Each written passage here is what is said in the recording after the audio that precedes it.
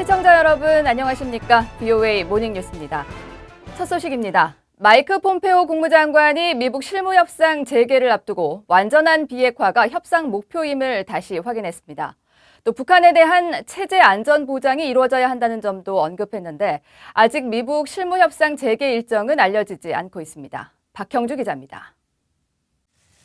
마이크 폼페오 국무장관은 북한 비핵화와 관련해 올바르고 충분하며 완전하게 검증할 수 있는 방식으로 이루어져야 한다고 밝혔습니다. 폼페오 장관은 12일 미 라디오 프로그램과의 전화 인터뷰에서 이런 비핵화 목표를 달성할 수 있다면 진정한 역사적 업적이 될 것이라고 강조했습니다.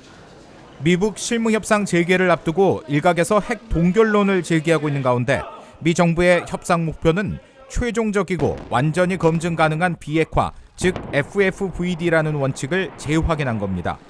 폼페오 장관은 또 양측이 바라는 최종 상태인 공동 목표와 달성 방법에 대해 도널드 트럼프 대통령과 자신이 북한 김정은 위원장 등과 긴 대화를 통해 논의했음을 상기시켰습니다.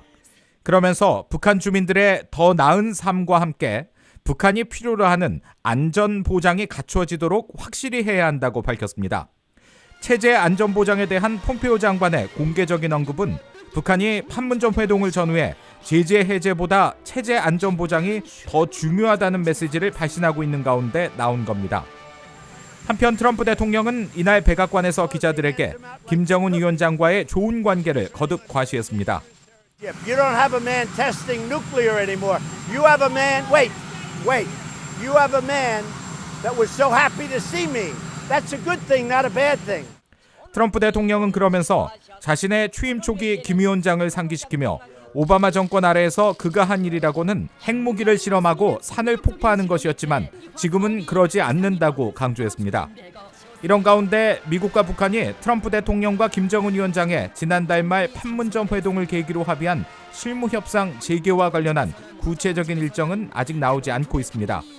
폼페오 장관은 판문점 회동 직후 7월 중순 무렵 협상이 다시 시작될 것으로 예상한다고 밝힌 바 있습니다. BOA 뉴스 박형주입니다. 미국 재무부가 대북 금융거래주의보를 발령하고 미국 금융기관들에게 대북 금융제재에 대한 확고한 이행을 당부했습니다. 북한은 자금 세탁과 테러 자금 문제에 있어 8년 연속 대응 조치가 필요한 나라로 지목되고 있습니다. 함지아 기자입니다. 미국 재무부 금융범죄단속반은 지난 12일 발표한 금융거래주의보에서 북한이 자금 세탁 방지 기구 FATF로부터 대응 조치가 필요한 나라로 지정됐다는 사실을 상기시켰습니다. 이번 주의보는 지난 3월 이후 약 4개월 만에 나온 것으로 전체 14페이지 가운데 5페이지에 걸쳐 북한 문제를 명시해 북한과의 금융거래에 대한 경각심을 높였습니다. 주의보는 북한이 자금 세탁, 테러 자금 조달 척결과 관련된 중대한 결함을 해소하지 못하고 있다는 자금 세탁 방지 기구의 지난달 12일 공개 성명도 소개했습니다. 북한은 국제 금융 체제에 심각한 위협을 가하고 있어 우려되며 즉각적이고 의미 있는 방식으로 이들 결함들에 대처할 것을 촉구한다는 내용입니다. 주의보는 또 북한에 가해진 유엔 안보리 차원의 대북 제재 결의를 소개하면서 북한과의 새로운 합작 사업 설립과 더불어 유엔의 사전 승인이 없는 북한 은행과의 거래 또는 대리 계좌 개설 등이 금지된다는 내용을 사례로 제시했습니다. 이와 함께 미국 정부도 6건의 대통령 행정명령과 대북제재 강화법 등에 근거한 강력한 제재 프로그램을 운영하고 있다면서 미 금융기관들의 관련 규정 준수를 거듭 강조했습니다. 특히 북한의 경우 현존하는 미국의 제재와 금융범죄 단속반의 규정을 통해 북한과 관련된 어떤 대리 계좌와의 거래를 금지해 이미 다른 관련 법규들을 대체하고 있다는 사실도 명시했습니다. 앞서 자금 세탁 방지 기구는 지난달 회의를 열고 북한을 대응 조치국으로 재지정한 바 있습니다. 당초 대응 조치국에는 북한 외에도 이란이 함께 지정돼 왔지만 이란은 2016년 주의 조치국으로 하향 조정된 이후 현재까지 이 등급을 유지하고 있습니다. 따라서 8년 연속 대응 조치국으로 지정돼 온 북한은 3년 가까이 이 리스트에 홀로 남아있는 상태입니다. 금융범죄단속반은 자금 세탁 방지 국제기구의 결정에 근거해 매년 두세 차례 미 금융기관들을 대상으로 북한을 포함시킨 주의보를 발령하고 있습니다. BOA 뉴스 함지아입니다.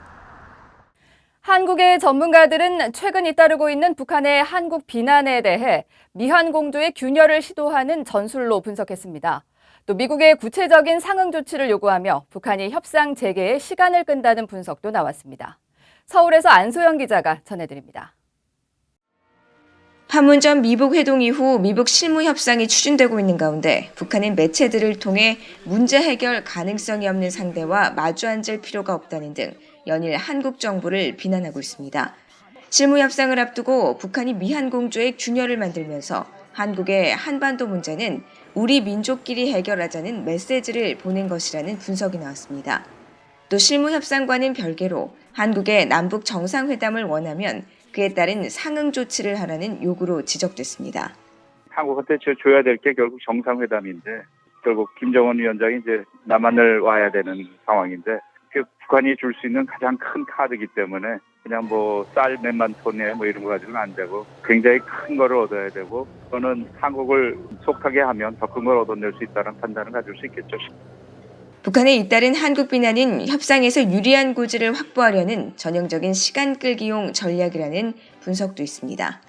뭐 2, 3주 내로 하기로 했으면 바로 응해야 되는 거죠. 그게 어떻게 보면 협상에 있어서 가장 기본적인 신의 성실의 원칙, 굿페이스라고 하는 신의 성실의 원칙에 부합하는 건데 북한은 그러한 협상 절차와 관련해서도 시간을 지연하면서 자신들에게 보다 유리한 협상을 이끌려고 하는 그런 모습을 보이는 거죠. 단순히 몸값을 올리기 위한 시간 끌기용을 넘어 한국의 미북 사이에서의 보다 균형 있는 중재자 역할을 촉구한 것이라는 해석도 있습니다. 이제는 남북관계 개선에 매진해 줄 것을 한국 측에 요구한 것이라는 겁니다. 남북관계의 어떤 이행이라든가 어떤 남북관계에 대한 특별한 어떤 것들을 만들기 위한 어떤 노력을 좀 해달라는 그런 어떤 강조 이런 것들이 역사적으로 나타나고 있다고 봐야 되겠죠. 미북 실무 협상이 아직 재개되지 않는 것은 북한의 내부적 조율이 여전히 진행되고 있기 때문이라는 관측도 나왔습니다. 북미 판문점 접촉이 준비되지 않은 상태가 그렇게 이루어졌기 때문에 원칙적으로 외무성이 하는 것까지는 된 것 같은데 그 담당을 누가 할 것인가는 아마 지금도 내부적으로 조율 중이 아닌가 싶어요. 또 북한이 비핵화 조치에 따른 구체적인 상응 조치를 미국이 먼저 제시해 줄 것을 요구하며 실무협상 재개를 지연시키고 있다는 해석도 있습니다. 서울에서 VOA 뉴스 안소영입니다. 데이비드 스틸웰 미 국무부 동아태 담당 차관보는 북한이 약속을 계속해서 지킨다는 사실을 알기 전까진 제재 완화는 제시되지 않을 것이라고 말했습니다. 아시아를 순방하고 있는 스틸웰 차관보는 지난 13일 일본 NHK 방송과의 인터뷰에서 북한의 제재 해제 요구에 대한 질문을 받고 과거 대북 제재 압력을 조기에 약화해도 요구하는 결과를 얻을 수 없었다며 이같이 밝혔습니다. 미국과 북한의 비핵화 협상과 관련해서는 열쇠가 되는 건 북한에게 핵 프로그램이 안보로 이어지지 않는다는 점을 알게 하고 다른 길을 보여주며 신뢰를 구축하는 것이라면서 트럼프 대통령이 매우 전향적으로 관계를 만들고 있는 만큼 자신은 낙관적이라고 말했습니다. 일본에 이어 필리핀과 한국, 태국을 차례로 방문할 스틸웰 차관보는 오는 17일 한국에 도착해 청와대와 외교부 고위 당국자들과 만나 북핵 문제 등을 논의할 예정입니다. 북한 선박 와이저네스트호의 몰수 소송을 맡은 재판부가 오는 9월 변호인들의 법원 출석을 통보했습니다. 법원 기록 시스템에 따르면 이번 소송이 제기된 미국 뉴욕 남부 연방법원의 케빈 카스텔 판사는 11일 발표한 결정문에서 모든 관련인의 변호인들은 9월 12일 뉴욕 연방법원에서 개최되는 사전 심리에 출석해야 한다고 명시했습니다. 그러면서 원고의 대리인, 즉 미 검찰이 이번 통지문을 관련인들에게 즉시 전달해야 한다고 밝혔습니다. 이에 따라 결정문은 원비어 측 변호인은 물론 와이저네스트호의 소유권을 주장할 수 있는 북한 측 대리인에게도 전달될 것으로 보입니다. 한국의 법원이 북한산 무연탄 16억 원어치를 중국산, 베트남산으로 속여 국내로 밀반입한 혐의로 재판에 넘겨진 A씨 등에게 1심에서 집행유예를 선고했습니다. 한국 부산지법 형사 5부는 특정 범죄 가중처벌 등에 관한 법률, 대외무역법, 관세법 위반 혐의로 기소된 A씨와 B씨에게 각각 징역 2년에 집행유예 3년, 징역 1년 6개월에 집행유예 2년을 선고하고 C씨도 징역 10개월에 집행유예 2년을 선고했다고 지난 14일 밝혔습니다. 판결문에 따르면 A, B씨는 지난 2017년 4월에서 5월 중국에서 수입 통관된 5억 2,800만 원어치의 북한산 무연탄 5천여 톤을 중국산으로 세관에 신고한 뒤 수입했으며 또 A씨와 C씨는 지난해 3월에서 6월 사이 베트남으로 보내진 10억 8천여만 원어치의 북한산 무연탄 8천여 톤을 베트남산으로 속여 한국에 반입한 혐의를 받았습니다. 재판부는 A씨와 B씨에게 각각 선고한 2억 원 이상의 벌금도 유예했습니다. 이상으로 VOA 모닝뉴스를 마칩니다. 시청해주신 여러분 고맙습니다.